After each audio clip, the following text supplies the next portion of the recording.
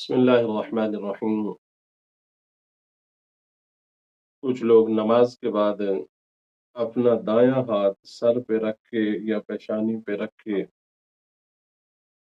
دعا پڑھتے ہیں، تو اس کی کیا شرعی حیثیت ہے؟ ہمارے علماء نے لکھا کہ نماز کے بعد سر پہ یا پیشانی پہ ہاتھ رکھ کے دعا کرنا اور وہ مخصوص دعا جو حدیث پاک میں ذکر کی گئی، یہ مستحب عمل ہے۔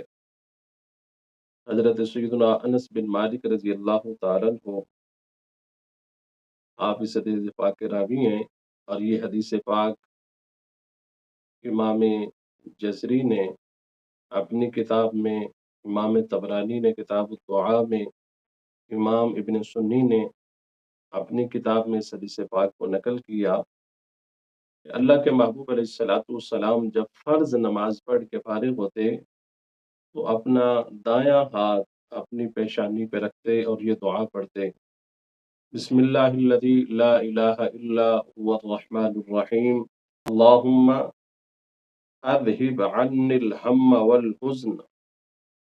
آپ یہ دعا پڑھا کرتے تھے کہ اے اللہ، جس کے سوا کوئی معبود نہیں، جو بہت مہربان نہایت رحم والا ہے، اے اللہ تو مجھ سے ہر قسم کے رنج اور غم کو دور فرما۔